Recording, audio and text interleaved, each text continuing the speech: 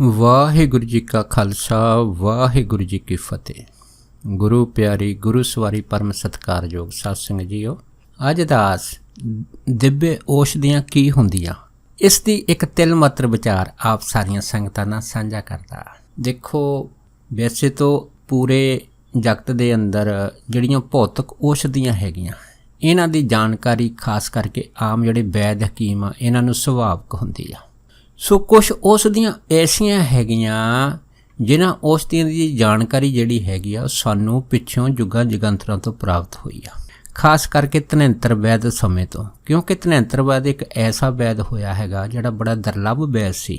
ਆਪ ਸੰਗਤਾਂ ਜਾਣਦੀਆਂ ਕਿ ਜਦੋਂ ਸਮੁੰਦਰ ਰਿੜਕਿਆ ਸੀਗਾ, ਸਮੁੰਦਰ ਰਿੜਕਣ ਦੇ ਵਿੱਚੋਂ ਤਾਂ ਧਨੰਤਰ ਵੈਦ ਪ੍ਰਗਟ ਹੋਇਆ ਸੀਗਾ।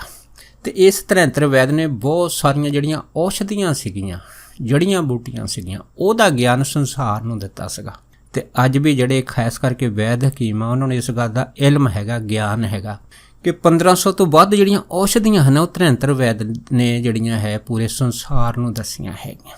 ਪਰ ਇਹ ਸਾਰੀਆਂ ਔਸ਼ਧੀਆਂ ਜਿਹੜੀਆਂ ਪ੍ਰਚਲਿਤ ਹੈਗੀਆਂ ਇਹ ਭੌਤਿਕ ਔਸ਼ਧੀਆਂ ਹੈਗੀਆਂ, ਲੇਕਿਨ ਇਹਨਾਂ ਦੀ ਪਹਿਚਾਣ ਜਿਹੜੇ ਹੈਗੇ ਉਹ ਖਾਸ ਕਰਕੇ ਬਹੁਤ ਡੂੰਘੇ ਜਿਹੜੇ ਵੈਦ ਦੇ ਗਿਆਨੀ ਹੈਗੇ ਆ ਉਹ ਹੀ ਇਹਨਾਂ ਨੂੰ ਜਾਣ ਸਕਦੇ ਆ। ਪਰ ਕਈ ਔਸ਼ਧੀਆਂ ਐਸੀਆਂ ਹੈਗੀਆਂ ਜਿਹੜੀਆਂ ਘਟਨਾ ਕਰਮ ਦੇ ਵਿੱਚੋਂ ਪੈਦਾ ਹੋਈਆਂ ਹੈ, ਉਹਨਾਂ ਬਾਰੇ ਵੀ ਜਿਹੜੀ ਜਾਣਕਾਰੀ ਹੈਗੀ ਆ ਉਹ ਆਮ ਸੰਸਾਰ ਦੇ ਵਿੱਚ ਪ੍ਰਚਲਿਤ ਹੈਗੀ ਆ। ਜਿਵੇਂ ਇੱਕ ਜਿਹੜੀ ਕਥਾ ਆਉਂਦੀ ਆ ਕਿ ਜਦੋਂ ਕਾਮਧੇਨ ਗਊ ਸੀਗੀ ਤਾਂ ਉਸ ਟਾਈਮ ਜਿਹੜਾ ਬਾਹੂਬਲੀ ਇੱਕ ਸੂਰਮਾ ਹੋਇਆ, ਯੋਧਾ ਹੋਇਆ, ਉਹਨੇ ਜਦ ਇਸ ਕਾਮਧੇਨ ਗਊ ਦੇ ਉੱਤੇ ਆਪਣਾ ਕਬਜ਼ਾ ਕਰਨਾ ਚਾਹਿਆ ਅਤੇ ਕਾਮਧੇਨ ਗਊ ਜਿਹੜੀ ਸੀਗੀ ਉਹ ਆਕਾਸ਼ ਮਾਰਗ ਥਾਣੀ ਜਦ ਸੁਰਗ ਨੂੰ ਜਾਣ ਲੱਗੀ ਅਤੇ ਉਹਨੇ ਆਪਣਾ ਇਹਦੇ ਬਾਣ ਮਾਰਿਆ। ਜਦ ਬਾਣ ਮਾਰਿਆ ਤਾਂ ਉਹ ਬਾਣ ਜਿਹੜਾ ਸੀਗਾ ਕਾਮਧੇਨ ਗਊ ਦੇ ਖੁਰ ਦੇ ਵਿੱਚ ਦੀ ਹੋ ਕੇ ਜਿਹੜਾ ਸੀਗਾ ਉਹ ਥੋੜ੍ਹਾ ਅੰਦਰ ਧਸਿਆ ਅਤੇ ਉਹਦੇ ਵਿੱਚ ਜਿਹੜਾ ਲਹੂ ਡਿੱਗਿਆ ਸੀਗਾ, ਉਸ ਲਹੂ ਦੇ ਵਿੱਚੋਂ ਜ਼ਮੀਨ ਦੇ ਉੱਤੇ ਜਿਹੜੀ ਔਸ਼ਧੀ ਪੈਦਾ ਹੋਈ ਆ ਉਹਨੂੰ ਤੰਬਾਕੂ ਕਹਿੰਦੇ ਆ। ਲੇਕਿਨ ਇਹ ਜਿਹੜੀ ਔਸ਼ਧੀ ਹੈਗੀ ਆ ਇਹ ਕਿੱਡੀ ਹਾਨੀਕਾਰਕ ਔਸ਼ਧੀ ਹੈਗੀ ਆ। ਇਸ ਕਰਕੇ ਇਸ ਦਾ ਸੇਵਨ ਕਰਨ ਵਾਲੇ ਲੋਕ ਜਿਹੜੇ ਹੈ ਉਹਨਾਂ ਤੋਂ ਜਿਹੜੇ ਦੇਵਤੇ ਹੈਗੇ ਕੋਹਾਂ ਦੂਰ ਜਿਹੜੇ ਆ ਉਹ ਭੱਜ ਜਾਂਦੇ ਆ। ਅਤੇ ਆਪ ਸਾਰੀਆਂ ਸੰਗਤਾਂ ਜਾਣਦੀਆਂ ਕਿ ਤੰਬਾਕੂ ਦਾ ਸੇਵਨ ਕਰਨ ਵਾਲਿਆਂ ਨੂੰ ਕੈਂਸਰ ਦੀ ਬਿਮਾਰੀ ਜਿਹੜੀ ਉਹ ਬਹੁਤ ਛੇਤੀ ਲੱਗਦੀ ਆ। ਇੱਕ ਔਸ਼ਧੀ ਜਿਹੜੀ ਉਸੇ ਹੀ ਕਾਮਧੇਨ ਦਾ ਜਿਹੜਾ ਖੁਰ ਸੀਗਾ ਉਹਦਾ ਜਿਹੜਾ ਕੁਛ ਭਾਗ ਟੁੱਟ ਕੇ ਇਸ ਜ਼ਮੀਨ 'ਤੇ ਡਿੱਗਿਆ ਸੀਗਾ, ਉਸ ਤੋਂ ਜਿਹੜੀ ਪੈਦਾ ਹੋਈ ਉਹ ਹੋਇਆ ਹੈ ਲਸਣ। ਦੇਖੋ ਹੁਣ ਜਿਹੜੀ ਖੁਰ ਤੋਂ ਚੀਜ਼ ਲਸਣ ਪੈਦਾ ਹੋਇਆ, ਇਸ ਦੇ ਜਿਹੜੇ ਹਨ ਬਹੁਤ ਸਾਰੇ ਜਿਹੜੇ ਲਾਭ ਹੈਗੇ ਸਾਨੂੰ ਜਿਹੜੇ ਹੈਗੇ ਉਹ ਵੈਦ ਹਕੀਮ ਆਮ ਤੌਰ 'ਤੇ ਦੱਸ ਦਿੰਦੇ ਆ। ਭਾਵ ਕੀ ਆ ਕਿ ਇਹ ਜਿਹੜਾ ਖੁਰ ਹੈ ਗਾਂ ਦਾ, ਅਸਲ ਦੇ ਵਿੱਚ ਇਹ ਗਾਂ ਦੇ ਚਰਨ ਮੰਨੇ ਜਾਂਦੇ ਆ। ਸੋ ਚਰਨਾਂ ਤੋਂ ਪ੍ਰਾਪਤ ਹੋਈ ਜਿਹੜੀ ਚੀਜ਼ ਹੈਗੀ ਆ, ਚਾਹੇ ਉਹ ਔਸ਼ਧੀ ਦੇ ਰੂਪ ਦੇ ਵਿੱਚ ਹੀ ਪ੍ਰਾਪਤ ਹੋਈ ਆ, ਲੇਕਿਨ ਉਹਦਾ ਲਾਭ ਹੀ ਲਾਭ ਹੈ। ਇੱਕ ਔਸ਼ਧੀ ਜਿਹੜੀ ਹੈਗੀ ਆ, ਜਿਵੇਂ ਆਪਾਂ ਜਾਣਦੇ ਹਾਂ ਕਿ ਜਦੋਂ ਸਮੁੰਦਰ ਰਿੜਕਿਆ ਸੀਗਾ ਉਸ ਟਾਈਮ ਵਿਸ਼ਨੂੰ ਭਗਵਾਨ ਨੇ ਜਦ ਮੋਹਣੀ ਦਾ ਰੂਪ ਧਾਰਨ ਕੀਤਾ ਅਤੇ ਉਹਦੇ ਵਿੱਚ ਫਿਰ ਜਦ ਉਹਨੇ ਅੰਮ੍ਰਿਤ ਜਿਹੜਾ ਸੀ ਦੇਵਤਿਆਂ ਨੂੰ ਪਿਲਾਉਣਾ ਸ਼ੁਰੂ ਕੀਤਾ ਅਤੇ ਸ਼ਰਾਬ ਜਿਹੜੀ ਸੀ ਰਾਖਸ਼ਾਂ ਨੂੰ ਵਰਤਾਉਣੀ ਸ਼ੁਰੂ ਕੀਤੀ। ਅਤੇ ਇਹਨਾਂ ਦੇਵਤਿਆਂ ਵਿੱਚੋਂ ਜਿਹੜਾ ਇੰਦਰ ਦੇਵਤਾ ਸੀ, ਉਸ ਇੰਦਰ ਦੇਵਤੇ ਨੂੰ ਸਭ ਤੋਂ ਵੱਧ ਜਿਹੜੀ ਸੀਗੀ ਉਹ ਕਾਹਲ ਸੀਗੀ ਕਿ ਛੇਤੀ ਦੀ ਦੇਣੀ ਜਿਹੜੀ ਮੋਹਣੀ ਹੈਗੀ ਆ ਇਹ ਅੰਮ੍ਰਿਤ ਮੈਨੂੰ ਦੇ ਦੇਵੇ। ਜਦੋਂ ਵਿਸ਼ਨੂੰ ਭਗਵਾਨ ਅੰਮ੍ਰਿਤ ਵੰਡਣ ਲੱਗੇ ਅਤੇ ਇਹਨੇ ਜਲਦੀ ਨਾਲ ਆਪਣਾ ਜਿਹੜਾ ਬੁੱਕ ਸੀਗਾ ਹੱਥਾਂ ਦਾ ਜਦ ਉਹ ਅੱਗੇ ਕੀਤਾ, ਜਦ ਵਿਸ਼ਨੂੰ ਭਗਵਾਨ ਨੇ ਜਿਹੜਾ ਸੀਗਾ ਇਹਦੇ ਅੰਮ੍ਰਿਤ ਪਾਇਆ ਅਤੇ ਇਹਦੇ ਹੱਥ ਜਿਹੜੇ ਸੀ ਜਲਦੀ ਕਰਕੇ ਜਿਹੜੇ ਸੀ ਉਹ ਕੰਬਣ ਲੱਗ ਪਏ। ਜਦ ਹੱਥ ਕੰਬੇ ਤਾਂ ਉਸ ਹੱਥਾਂ ਦੀ ਕੰਬਣੀ ਦੇ ਵਿੱਚੋਂ ਉਸ ਅੰਮ੍ਰਿਤ ਦੀਆਂ ਜਿਹੜੀਆਂ ਹਨ ਕੁਛ ਬੂੰਦਾਂ ਜਿਹੜੀਆਂ ਸੀ ਉਸ ਧਰਤੀ 'ਤੇ ਡਿੱਗੀਆਂ। ਉਸ ਤੋਂ ਜਿਹੜੀ ਔਸ਼ਧੀ ਬਣੀ ਹੈਗੀ ਆ ਉਸ ਔਸ਼ਧੀ ਨੂੰ ਪਾਣ ਆਖਦੇ ਆ। ਅਤੇ ਇਹ ਜਿਹੜਾ ਥੋੜ੍ਹਾ ਮਸ਼ਹੂਰ ਹੈਗਾ ਕਿ ਜਿਹੜੇ ਲੋਕ ਪਾਣ ਦਾ ਸੇਵਨ ਕਰਦੇ ਆ ਉਹ ਇਸ ਪਾਣ ਦੇ ਵਿੱਚ ਜਿਹੜਾ ਹੈ ਬਹੁਤ ਸਾਰੀਆਂ ਜਿਹੜੀਆਂ ਹੈ ਉਹ ਐਸੀਆਂ ਚੀਜ਼ਾਂ ਪਾ ਲੈਂਦੇ ਆ ਜਿਸ ਨੂੰ ਅਸੀਂ ਨਸ਼ੇ ਦੀਆਂ ਚੀਜ਼ਾਂ ਵੀ ਆਖ ਦਿੰਦੇ ਹਾਂ। ਸੋ ਇਸ ਕਰਕੇ ਪਾਣ ਦਾ ਜਿਹੜਾ ਅਪਮਾਨ ਮੰਨਿਆ ਜਾਂਦਾ। ਅਸਲ ਦੇ ਵਿੱਚ ਜਿਹੜੇ ਵੈਦ ਹਕੀਮ ਹੈਗੇ ਉਹ ਦੱਸਦੇ ਆ ਕਿ ਜਦ ਇਨਸਾਨ ਭੋਜਨ ਖਾਂਦਾ ਹੈਗਾ, ਭੋਜਨ ਛਕਣ ਤੋਂ ਬਾਅਦ ਇੱਕ ਬੜੀ ਸੂਖਮ ਨਾੜੀ ਆ ਇਸ ਭੋਜਨ ਪ੍ਰਣਾਲੀ ਦੇ ਅੰਦਰ, ਕਹਿੰਦੇ ਉਹ ਕੁਛ ਟਾਈਮ ਲਈ ਖੁੱਲ੍ਹਦੀ ਆ, ਪਰ ਉਹ ਇਸ ਵਾਸਤੇ ਖੁੱਲ੍ਹਦੀ ਆ ਕਿਉਂਕਿ ਉਹ ਪਾਨ ਦਾ ਸੇਵਨ ਮੰਗਦੀ ਹੈਗੀ ਆ। ਪਰ ਜਦੋਂ ਪਾਨ ਦਾ ਸੇਵਨ ਗਲਤ ਕਰਕੇ ਜਿਹੜਾ ਇਸਤੇਮਾਲ ਕੀਤਾ ਜਾਂਦਾ ਹੈ ਅਤੇ ਉਹ ਲਾਭ ਦੀ ਜਗ੍ਹਾ ਫਿਰ ਨੁਕਸਾਨ ਪਹੁੰਚਾਉਂਦਾ ਹੈ। ਵੈਸੇ ਵੀ ਮਹਾਂਪੁਰਖਾਂ ਦੇ ਵਚਨ ਹੈਗੇ ਆ ਕਿ ਜਿਹੜੇ ਭਜਨ ਸਿਮਰਨ ਕਰਨ ਵਾਲੇ ਅਭਿਆਸੀ ਆ ਉਹਨਾਂ ਨੂੰ ਪਾਨ ਤੋਂ ਗਰੇਜ਼ ਕਰਨਾ ਚਾਹੀਦਾ। ਪਰ ਇਹ ਜਾਣਕਾਰੀ ਜ਼ਰੂਰ ਹੈ ਕਿ ਇਹ ਜਿਹੜੀ ਔਸ਼ਧੀ ਸੀਗੀ ਜਦ ਇੰਦਰ ਨੇ ਮੋਹਣੀ ਦੇ ਸਾਹਮਣੇ ਜਿਹੜਾ ਸੀਗਾ ਉਹ ਬੁੱਕ ਕੀਤਾ ਸੀਗਾ ਅੰਮ੍ਰਿਤ ਪੀਣ ਵਾਸਤੇ, ਜਦ ਇਹਦੇ ਹੱਥ ਕੰਬੇ ਸੀਗੇ ਅਤੇ ਕੰਬਦੇ ਹੱਥਾਂ ਤੋਂ ਜਿਹੜੀਆਂ 2-4 ਬੂੰਦਾਂ ਡਿੱਗੀਆਂ ਸੀ ਥੱਲੇ, ਸੋ ਉਸ ਬੂੰਦ ਨੇ ਜਿਹੜਾ ਸੀ ਉਹ ਪਾਨ ਔਸ਼ਧੀ ਦਾ ਰੂਪ ਧਾਰਨ ਕਰ ਲਿਆ ਸੀ। ਇਸ ਤਰ੍ਹਾਂ ਆਪਾਂ ਇਹ ਵੀ ਦੇਖਦੇ ਹਾਂ ਕਿ ਬੀਬੀ ਸ਼ਿਵਰੀ ਜੀ ਨੇ ਜਦ ਭਗਵਾਨ ਰਾਮ ਅਤੇ ਲਛਮਣ ਨੂੰ ਜਿਹੜੇ ਸੀਗੇ ਉਹ ਪ੍ਰੇਮ ਦੇ ਨਾਲ ਜਦ ਜੂਠੇ ਬੇਰ ਆਪਣੇ ਜਿਹੜੇ ਸੀਗੇ ਉਹ ਚੱਖ ਕੇ ਖਿਲਾਏ ਸੀ, ਲੇਕਿਨ ਭਗਵਾਨ ਦੀ ਨਜ਼ਰ ਦੇ ਵਿੱਚ ਉਹ ਪ੍ਰੇਮ ਸੀਗਾ, ਲਛਮਣ ਦੀ ਨਜ਼ਰ ਦੇ ਵਿੱਚ ਉਹ ਜਿਹੜੇ ਬੇਰ ਸੀਗੇ ਉਹ ਭੀਲਣੀ ਦੇ ਚੱਖੇ ਹੋਏ ਉਹ ਝੂਠ ਸੀਗੇ, ਅਤੇ ਇਸ ਕਰਕੇ ਲਛਮਣ ਨੇ ਉਹ ਜਿਹੜੇ ਬੇਰ ਸੀਗੇ ਉਹ ਅੱਖ ਬਚਾ ਕੇ ਜਿਹੜੇ ਸੀਗੇ ਬਾਹਰ ਸਿੱਟੇ ਸੀਗੇ। ਲੇਕਿਨ ਦੇਖੋ ਇਹ ਬੇਰ ਜਿਹੜੇ ਸੀਗੇ ਇਹ ਜਦ ਮੀਂਹ ਹਨੇਰੀ ਆਈ ਆ ਅਤੇ ਫਿਰ ਇਹ ਉੱਡ ਕੇ ਦੂਰ ਪਹਾੜਾਂ 'ਚ ਚੱਲ ਗਏ ਸੀਗੇ, ਹਿਮਾਲਿਆ ਪਰਬਤ ਦੀਆਂ ਜਿਹੜੀਆਂ ਕੰਦਰਾਂ ਉਹਦੇ ਵਿੱਚ ਚਲੇ ਗਏ ਸੀਗੇ, ਅਤੇ ਉਹਨਾਂ ਬੇਰਾਂ ਤੋਂ ਜਿਹੜੀ ਔਸ਼ਧੀ ਬਣੀ ਸੀਗੀ ਉਸ ਟਾਈਮ ਦੇ ਵਿੱਚ ਉਹਨੂੰ ਵੀ ਸੰਜੀਵਨੀ ਬੂਟੀ ਆਖ ਦਿੰਦੇ ਆ। ਸੋ ਉਹਦੀਆਂ ਜਿਹੜੀਆਂ ਜੜ੍ਹਾਂ ਸੀਗੀਆਂ, ਜੜ੍ਹਾਂ ਘੋਲ ਕੇ ਜਿਹੜੀਆਂ ਸੀਗੀਆਂ ਫਿਰ ਜਦ ਲਛਮਣ ਨੂੰ ਮੂਰਛਾ ਹੋਈ ਸੀ ਤਾਂ ਇਹਨੂੰ ਪੜਾਈਆਂ ਸੀ, ਫਿਰ ਇਹਨੂੰ ਜੀਵਨ ਜਿਹੜਾ ਸੀਗਾ ਉਹ ਮਿਲਿਆ ਸੀਗਾ, ਫਿਰ ਇਹਦੀ ਜਿਹੜੀ ਮੂਰਛਾ ਖੁੱਲ੍ਹੀ ਸੀ। ਅਸਲ ਦੇ ਵਿੱਚ ਇਹਨੂੰ ਸੰਜੀਵਨੀ ਕਹਿ ਦਿੰਦੇ ਆ, ਪਰ ਅਸਲ ਦੇ ਵਿੱਚ ਕੀ ਹੈ ਜਿਹੜੀ ਸੰਜੀਵਨੀ ਬੂਟੀ ਹੁੰਦੀ ਉਹ ਇੱਕ ਅਲੱਗ ਪ੍ਰਕਾਰ ਦੀ ਆ। ਪਰ ਮਹਾਂਪੁਰਖਾਂ ਨੇ ਜਿਹੜੇ ਆਪਣੇ ਬਹੁਤ ਹੀ ਗਹਿਰ ਗੰਭੀਰ ਗਿਆਨ ਦੇ ਰਾਹੀਂ ਜਿਹੜਾ ਔਸ਼ਧੀਆਂ ਦਾ ਜ਼ਿਕਰ ਕੀਤਾ ਹੈ ਉਹ ਉਸ ਦੀਆਂ ਹੁੰਦੀਆਂ ਹੈ ਦਿਵ ਔਸ਼ਧੀਆਂ। ਇਹ ਜਿਹੜੀਆਂ ਦਿਵ ਔਸ਼ਧੀਆਂ ਹੁੰਦੀਆਂ ਹੈ ਇਹ ਭੌਤਿਕ ਔਸ਼ਧੀਆਂ ਤੋਂ ਵੱਖਰੀਆਂ, ਕਿਉਂਕਿ ਭੌਤਿਕ ਔਸ਼ਧੀਆਂ ਜਿਹੜੀਆਂ ਹਨ ਉਹ ਸਾਨੂੰ ਜਿਹੜੀਆਂ ਹੈ ਕਿਸੇ ਨਾ ਕਿਸੇ ਜੜੀ ਬੂਟੀਆਂ 'ਚ ਉਪਲਬਧ ਹੋ ਜਾਂਦੀਆਂ, ਮਿਲ ਜਾਂਦੀਆਂ, ਪਰ ਜਿਹੜੇ ਦਿਵਯ ਔਸ਼ਧੀਆਂ ਹੁੰਦੀਆਂ ਹੈਗੀਆਂ ਇਹ ਸਾਨੂੰ ਨਜ਼ਰ ਨਹੀਂ ਆਉਂਦੀਆਂ। ਕਿਉਂਕਿ ਇਹ ਜਿਹੜੀਆਂ ਦਿਵਯ ਔਸ਼ਧੀਆਂ ਹੁੰਦੀਆਂ ਹੈਗੀਆਂ ਇਹ ਬਹੁਤ ਗੁਪਤ ਤਰੀਕੇ ਦੇ ਨਾਲ ਜਿਹੜੀਆਂ ਹੈਗੀਆਂ ਇਹ ਸੰਸਾਰ ਦੇ ਵਿੱਚ ਜਿਹੜੀਆਂ ਹੈ ਉਹ ਰਹਿੰਦੀਆਂ ਹੈਗੀਆਂ। ਸੋ ਇਹਨਾਂ ਦਿਵਯ ਔਸ਼ਧੀਆਂ ਦੀ ਜਿਹੜੀ ਰੱਖਿਆ ਹੈਗੀ ਆ ਉਹ ਦੇਵ ਲੋਕ ਦੇ ਵਾਸੀ ਕਰਦੇ ਆ। ਸੋ ਇਹ ਦਿਵਯ ਔਸ਼ਧੀਆਂ ਉਹਨਾਂ ਨੂੰ ਮਿਲਦੀਆਂ ਹੈਗੀਆਂ ਜਿਹੜੇ ਦਿਵਯ ਔਸ਼ਧੀਆਂ ਨੂੰ ਖਾਣ ਦੇ ਯੋਗ ਹੱਕਦਾਰ ਸਮਝੇ ਜਾਂਦੇ, ਪਰ ਉਹ ਰੂਹਾਂ ਜਿਹੜੀਆਂ ਨਾਮ ਕਮਾਈ ਕਰਨ ਦੇ ਨਾਲ ਵਾਹਿਗੁਰੂ ਦੇ ਨਾਲ ਇੱਕ ਸੁਰਤਾ ਹੁੰਦੀਆਂ, ਫਿਰ ਉਹਨਾਂ ਨੂੰ ਇਹਨਾਂ ਦਿਵਯ ਰੋਸ਼ਨੀ ਜਿਹੜੀਆਂ ਔਸ਼ਧੀਆਂ ਹੈਗੀਆਂ ਉਹਨਾਂ ਦੀ ਪ੍ਰਾਪਤੀ ਹੋ ਜਾਂਦੀ ਆ। ਦੇਖੋ ਇਹ ਜਿਹੜੀਆਂ ਦਿਵਯ ਔਸ਼ਧੀਆਂ ਹੈਗੀਆਂ ਇਸ ਨੂੰ ਪ੍ਰਾਪਤ ਕਰਨ ਵਾਸਤੇ ਸਾਨੂੰ ਵਾਹਿਗੁਰੂ ਦੇ ਨਾਲ ਇੱਕ ਸੁਰਤਾ ਕਰਨੀ ਪੈਂਦੀ ਆ, ਸੁਰਤ ਨੂੰ ਸ਼ਬਦ ਦੇ ਵਿੱਚ ਘੋਲਣਾ ਪੈਂਦਾ ਜਾਂ ਅਰਦਾਸ ਕਰਦਿਆਂ ਅਰਦਾਸ ਦਾ ਰੂਪ ਹੋਣਾ ਪੈਂਦਾ, ਤਾਂ ਜਾ ਕੇ ਇਹ ਜਿਹੜੀਆਂ ਔਸ਼ਧੀਆਂ ਹੈਗੀਆਂ ਹਨ ਇਹ ਉਸ ਜਗਿਆਸੂ ਨੂੰ ਪ੍ਰਾਪਤ ਹੋ ਜਾਂਦੀਆਂ। ਪਰ ਇਹ ਕਿਉਂਕਿ ਇਹ ਔਸ਼ਧੀਆਂ ਜਿਹੜੀਆਂ ਹੈਗੀਆਂ ਦੇਵ ਲੋਕਾਂ ਦੀ ਨਜ਼ਰ 'ਚ ਰਹਿੰਦੀਆਂ ਹੈ, ਸੋ ਜਿਹੜੇ ਦੇਵ ਲੋਕ ਦੇ ਵਾਸੀ ਹਨ ਉਹਨਾਂ ਨੂੰ ਇਹ ਔਸ਼ਧੀਆਂ ਪ੍ਰਦਾਨ ਕਰਦੇ ਆ ਜਿਹੜੇ ਮਨ ਬਚਨ ਕਰਮ ਕਰਕੇ ਜਿਹੜੇ ਹੈਗੇ ਉਹ ਸੱਚ ਪਰਮੇਸ਼ਰ ਦੇ ਨਾਲ ਜੁੜਦੇ ਹੈਗੇ। ਸੋ ਜਿਵੇਂ ਇੱਕ ਬੀਬੀ ਆ, ਆਪ ਸਾਰੀਆਂ ਨੂੰ ਘਟਨਾ ਇਸ ਗੱਲ ਦੀ ਦੱਸ ਦਿੰਦੇ ਆ ਕਿ ਇੱਕ ਬੀਬੀ ਜਿਹੜੀ ਸੀ ਉਹਦਾ ਘਰ ਵਾਲਾ ਜਿਹੜਾ ਸੀਗਾ ਉਹ ਬਿਮਾਰ ਹੋ ਗਿਆ ਸੀ। ਜਦ ਉਹ ਬਿਮਾਰ ਹੋਇਆ ਸੀਗਾ ਫਿਰ ਉਹ ਬੀਬੀ ਕਿਸੇ ਧਾਰਮਿਕ ਸਥਾਨ 'ਤੇ ਗਈ ਆ, ਉੱਥੇ ਉਹਨੇ ਜਾ ਕੇ ਨਾ ਅਰਦਾਸ ਬੇਨਤੀ ਕੀਤੀ ਇਹਨਾਂ ਦਿਵਯ ਔਸ਼ਧੀਆਂ ਦੇ ਵਾਸਤੇ ਕਿ ਮੇਰੇ ਘਰ ਵਾਲੇ ਦੀ ਬਿਮਾਰੀ ਠੀਕ ਕਰਨ ਵਾਸਤੇ ਮੈਨੂੰ ਕੋਈ ਐਸੀ ਔਸ਼ਧੀ ਦਿਓ ਜਿਹਦੇ ਨਾਲ ਮੇਰੇ ਘਰ ਵਾਲਾ ਜਿਹੜਾ ਹੈ ਨਾ 9/9 ਹੋ ਜਾਵੇ। ਦੇਖੋ ਅਗਰ ਅਸੀਂ ਕਿਸੇ ਦਵਾਈ ਲੈਣੀ ਹੋਵੇ ਤਾਂ ਫਿਰ ਡਾਕਟਰਾਂ ਦੇ ਜਾਈਏ, ਪਰ ਅਗਰ ਡਾਕਟਰ ਹਕੀਮ ਜਵਾਬ ਦੇ ਦੇਣ ਫਿਰ ਉਸ ਟਾਈਮ ਕੇਵਲ ਤੇ ਕੇਵਲ ਇੱਕ ਵਾਹਿਗੁਰੂ ਦਾ ਸਹਾਰਾ ਰਹਿ ਜਾਂਦਾ। ਪਰ ਜਿਹੜੇ ਗਿਆਨਵਰ ਸੱਜਣ ਉਹਨਾਂ ਨੂੰ ਪਤਾ ਹੈਗਾ ਕਿ ਉਹ ਵਾਹਿਗੁਰੂ ਦੇ ਇਸ ਗੁਪਤ ਮੰਡਲ ਦੇ ਅੰਦਰ ਇੱਕ ਨਹੀਂ ਬੇਅੰਤ ਤਰ੍ਹਾਂ ਦੀਆਂ ਔਸ਼ਧੀਆਂ ਉਹ ਗੁਪਤ ਰਹਿੰਦੀਆਂ ਹੈ, ਅਤੇ ਇਹਨਾਂ ਨੂੰ ਹਾਸਲ ਕਰਨ ਵਾਸਤੇ ਕੇਵਲ ਤੇ ਕੇਵਲ ਅਰਦਾਸ ਦੀ ਜ਼ਰੂਰਤ ਰਹਿੰਦੀ ਆ।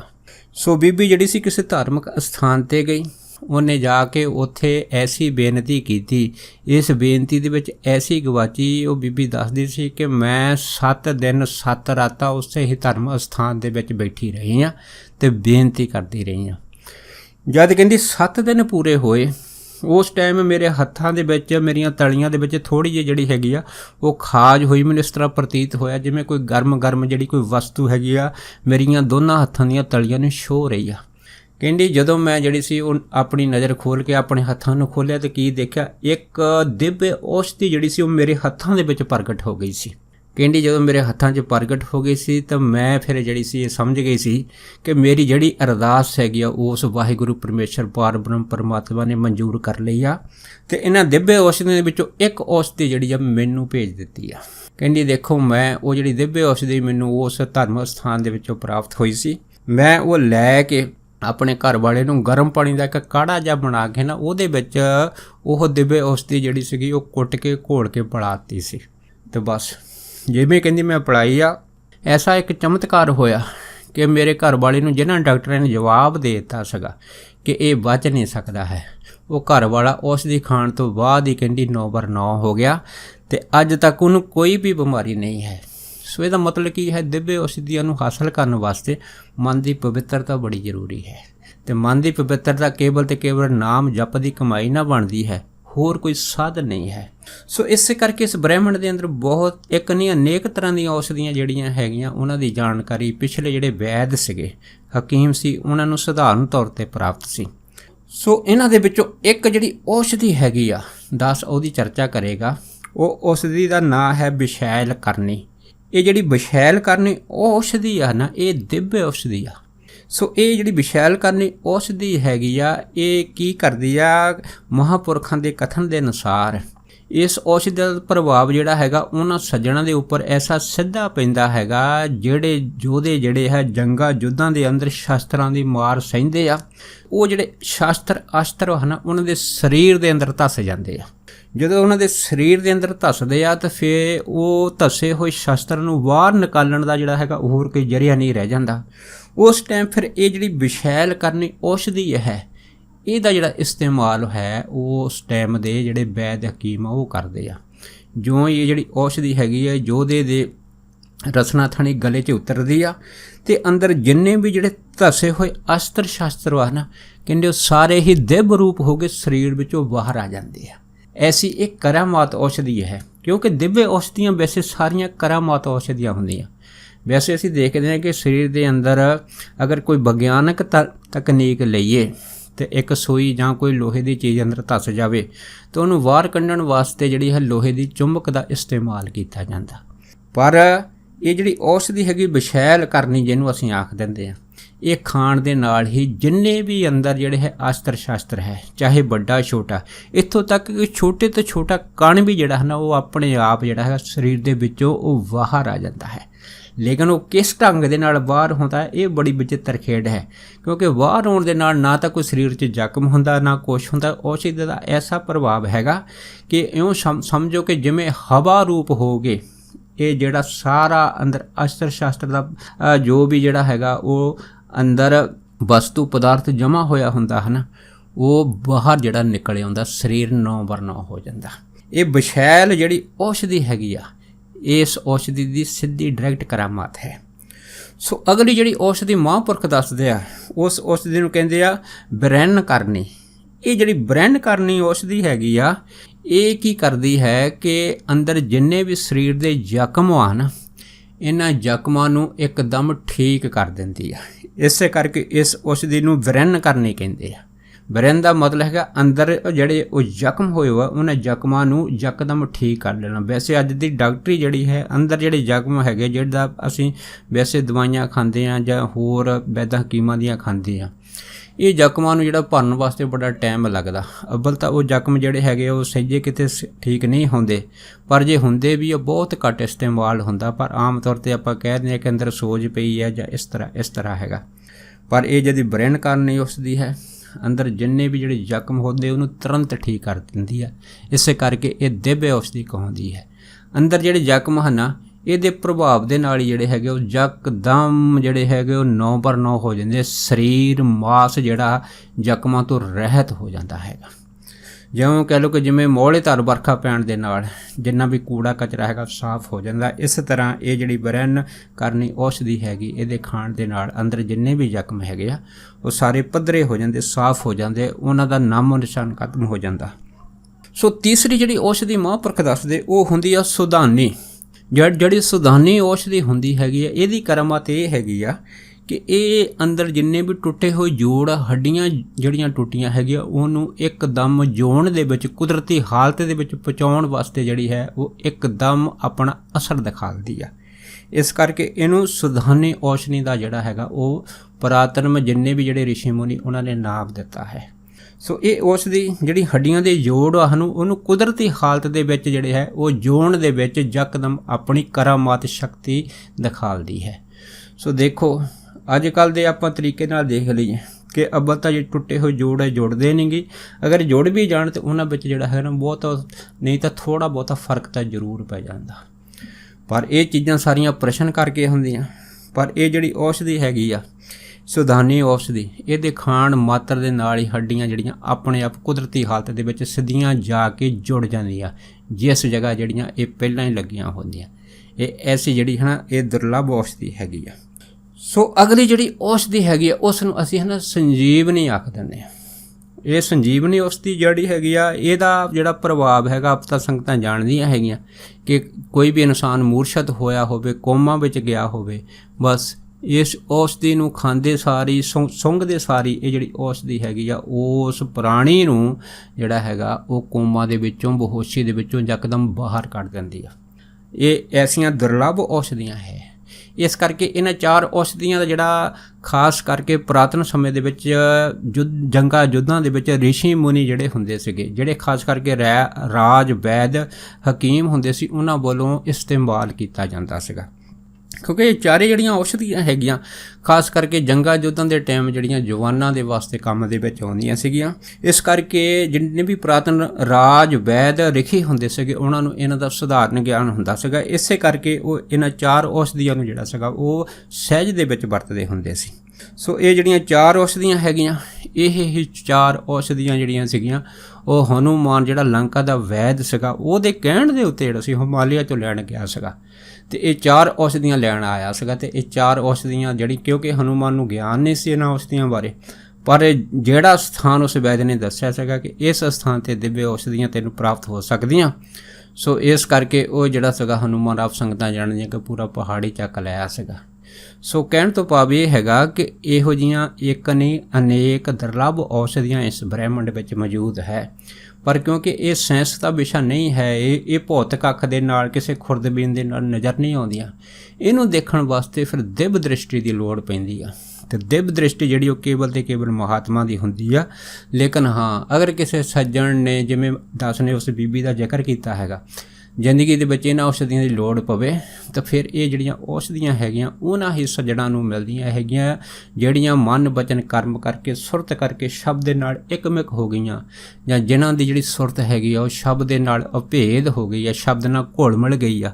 ਫਿਰ ਇਹ ਔਸ਼ਧੀਆਂ ਜਿਹੜੀਆਂ ਹਨ ਸਿੱਧੇ ਤੌਰ ਦੇ ਉੱਤੇ ਉਹਨਾਂ ਨੂੰ ਪ੍ਰਾਪਤ ਹੋ ਜਾਂਦੀਆਂ ਜਿਹਦੇ ਨਾਲ ਉਹ ਜਿਹੜਾ ਹੈਗਾ ਇਹਨਾਂ ਔਸ਼ਧੀਆਂ ਦਾ ਲਾਭ ਉਠਾ ਸਕਦੇ ਆ।